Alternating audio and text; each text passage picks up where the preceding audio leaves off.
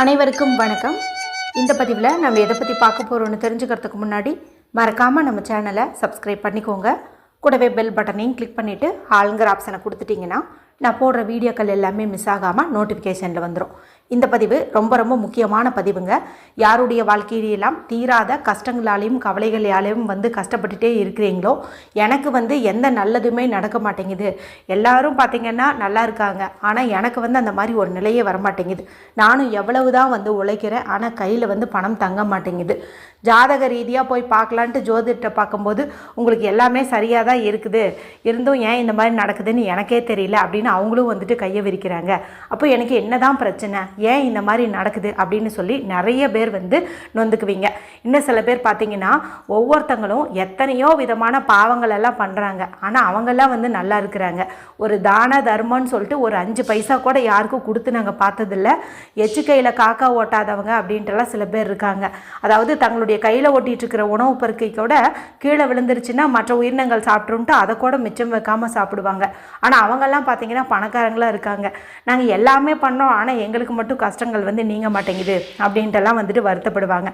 ஏன்னா இந்த மாதிரி டைலாக்ஸ் நிறைய பேர் நம்மளுடைய கமெண்ட்டில் சொல்கிறாங்க, எனக்கு மட்டும் ஏன் இப்படி நடக்குது, எனக்கு மட்டும் ஏன் இப்படி நடக்குதுன்ட்டு.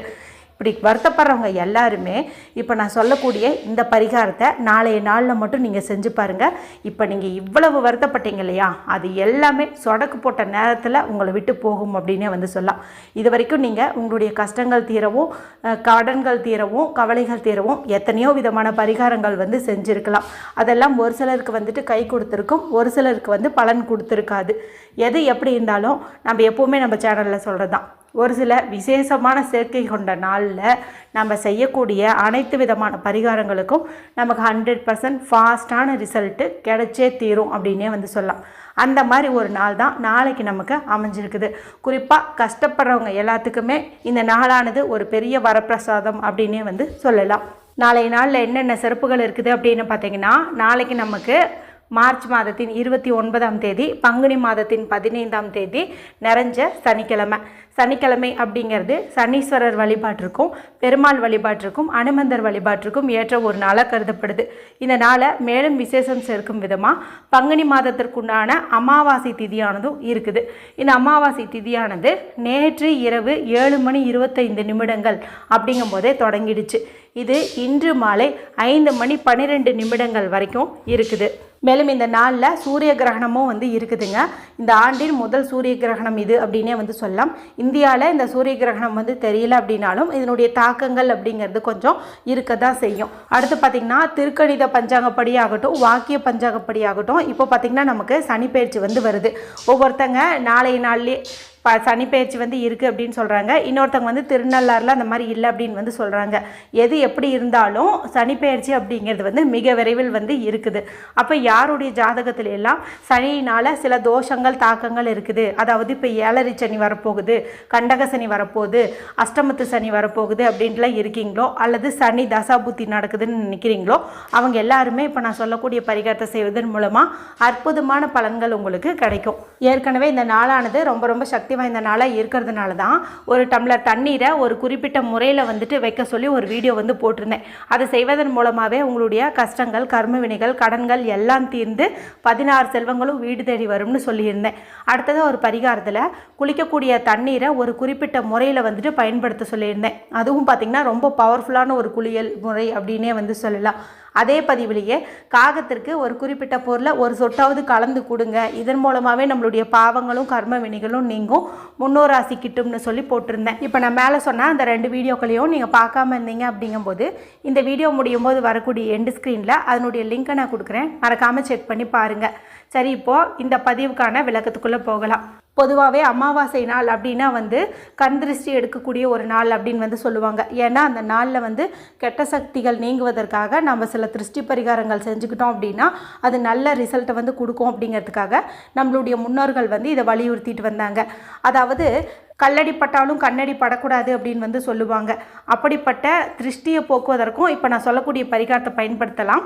மேலும் சனீஸ்வரரால் ஏதாவது தோஷங்கள் இருக்குது, நான் முன்னாடி சொன்னேன் இல்லையா, எனக்கு மட்டும் ஏன் இப்படி நடக்குதுன்னு நிறைய பேர் கேட்குறாங்கன்ட்டு, அந்த மாதிரி பிரச்சனைகள் நீங்குவதற்கும் இதை வந்துட்டு நீங்கள் பயன்படுத்தலாம். இப்போ நான் சொல்ல போகிற பரிகாரத்தை யாரெல்லாம் செய்யலாம்னு கேட்டிங்கன்னா, நான் மேலே சொன்ன பிரச்சனைகள் இருக்கிற ஆண்கள் பெண்கள் யார் வேண்டுமானாலும் செஞ்சுக்கலாம். மேலும் இதை பெண்கள் வந்து பீரியட்ஸ் டைமில் செய்யலாமா அப்படின்னு கேட்டால், இது வந்து நம்ம பூஜை அறையில் விளக்கேற்ற போகிறதோ இல்லை வேறு மந்திரம் சொல்கிறதோ கிடையாது.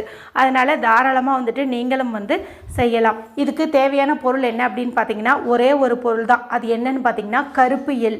இந்த கருப்பு எள் அப்படிங்கிறது சனீஸ்வரருக்கு உரிய ஒரு பொருளாக கருதப்படுது.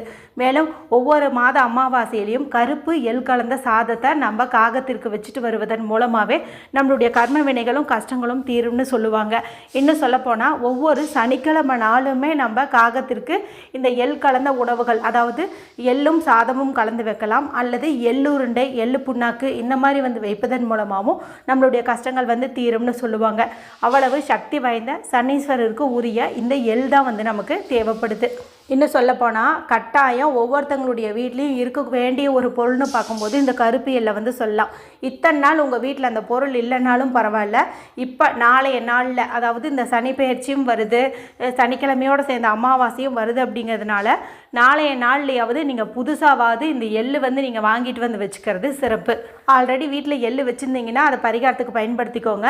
இல்லாதவங்க நாளைக்கு இரவுக்குள்ளரையாவது அந்த பொருளை எப்படியாவது எப்பாடுபட்டாவது எத்தனை கடை ஏறி இறங்காவது நீங்கள் வந்து வாங்கிட்டு வந்து வச்சுக்கிறது சிறப்பு. ஏன்னா இதுக்கு வந்து சப்ஸ்டியூட்டே கிடையாது, வேறு இந்த பொருளை மட்டும்தான் நம்ம பயன்படுத்த போகிறோம். இப்போ ஒரு அரை ஸ்பூன் அளவுக்கு எள்ளு வந்து எடுத்துக்கோங்க. உங்களுடைய இடது கையில் வந்து வச்சுக்கோங்க, அதாவது லெஃப்ட் ஹேண்டில் வந்து வச்சுக்கோங்க. வச்சுட்டு உங்களுடைய வீட்டுக்கு வெளியில் வந்து நின்றுக்கிறது சிறப்பு. முடிஞ்ச அளவுக்கு கார் பார்க்கிங் இருக்குது, வாசல் இருக்குது அப்படின்னா அங்கே வந்து நின்றுக்கோங்க. இல்லை அந்த மாதிரியெல்லாம் எங்களுக்கு இடம் இல்லை, மேலும் வெளியில் நின்று எங்களை எல்லோரும் வித்தியாசமாக பார்ப்பாங்க அப்படின்னு நீங்கள் நினச்சிங்கன்னா நீங்கள் வீட்டுக்குள்ளேயே கூட நின்றுக்கலாம். அடுத்து நீங்கள் பார்த்து நிற்க வேண்டிய திசை அப்படின்னு பார்க்கும்போது மேற்கு பக்கம் பார்த்த மாதிரி நில்லுங்க. ஒவ்வொரு பரிகாரத்துக்கும் நான் வந்துட்டு கிழக்கு பக்கம் பார்த்த மாதிரி நில்லுங்கன்னு சொல்லுவேன். ஆனால் இதுக்கு மட்டும் நீங்கள் மேற்கு பக்கம் வெஸ்ட் ஃபேஸிங் பார்த்த மாதிரி தான் நிற்கணும். அதன் பிறகு உங்களுடைய தலையை இடதுபுறம் இருந்து வலதுபுறம் 7 முறை, வலதுபுறம் இருந்து இடதுபுறம் 7 முறை, மேலேருந்து கீழே 7 முறை, அதாவது கிளாக் வைஸில் 7 டைம்ஸ், ஆன்டி கிளாக் வைஸில் 7 times, top to bottom 7 times இந்த மாதிரி வந்துட்டு நீங்கள் பண்ணிக்கோங்க. பண்ணிவிட்டு உங்களுடைய தலைமுடி இருக்குது இல்லையா, அதை லைட்டாக ஒன்று ப்ளக் பண்ணி எடுங்க. லைட்டாக இப்படி இழுத்திங்கனாவே முடி வந்து வந்துடும் இல்லையா, அந்த ஒரு முடியும் வந்து எடுத்துக்கோங்க. இப்போ வீட்டுக்கு வெளியில் வந்து நின்றுக்கோங்க. வெளியில் வந்து நின்றுட்டு இந்த தலைமுடி இருக்குது பாருங்கள், இந்த தலைமுடியை மட்டும் நீங்கள் அப்படியே வந்து வெளியில் வந்து ஊதி விட்டுருங்க. அந்த முடி மட்டும் எங்கேயாவது விழுகிற மாதிரி நீங்கள் கொஞ்சம் ஃபோர்ஸாக வந்து ஊதி விட்டுருங்க. இந்த கருப்பு எள் இருக்குது இல்லையா, இது அப்படியே எங்கேயாவது தூரமாக உங்களால் எவ்வளோ ஃபோர்ஸாக வீச முடியுமோ அங்கே வந்துட்டு நீங்கள் வீசி விட்டுருங்க. பக்கத்தில் மண் போன்ற பகுதி இருக்குது, புதர் போன்ற பகுதி இருக்குது அப்படிங்கும்போது அங்கே நீங்கள் வீசி விடுறது இன்னும் நல்லது. இப்போ நான் சொன்ன மாதிரி பகுதி உங்கள் வீட்டுக்கு பக்கத்தில் இல்லை அப்படிங்கும்போது உங்களை நீங்களே இப்படி சுற்றிக்கிட்டதுக்கு அப்புறம் நீங்கள் கொஞ்சம் தூரம் நீங்கள் வந்து நடந்து போங்க. அப்போ இது மாதிரி மண் போன்ற பகுதிகள் இருக்கும் இல்லையா, அங்கே வந்துட்டு நீங்கள் மேற்கு பக்கம் பார்த்த மாதிரி நின்று உங்களுடைய தலைமுடியை மட்டும் ஊதி விட்டுட்டு இந்த எள்ளை வந்துட்டு அப்படியே தூரமாக வீசிட்டு திரும்பி பார்க்காம நீங்கள் வீட்டுக்கு வந்துடுங்க. வந்த உடனேயுமே உங்களுடைய முகம் கை காலை வந்து கழுவிக்கோங்க. இப்படி ஒரு பரிகாரத்தை இது வரைக்கும் உங்களுக்கு யாருமே வந்து சொல்லியிருக்க மாட்டாங்க. இது ரொம்ப ரொம்ப சக்தி வாய்ந்த ஒரு பரிகாரம். நாளைய நாளில் நீங்கள் செய்யும்போது அற்புதமாக உங்களுடைய வாழ்க்கை வந்து மாறும். மறக்காமல் செஞ்சு பலனடையுங்க. வீடியோ பிடிச்சிருந்தால் மற்றவங்களோட ஷேர் பண்ணுங்கள், லைக் பண்ணுங்கள். மற்றும் ஒரு பயனுள்ள பதிவில் உங்களை சந்திக்கிறேன். நன்றி, வணக்கம்.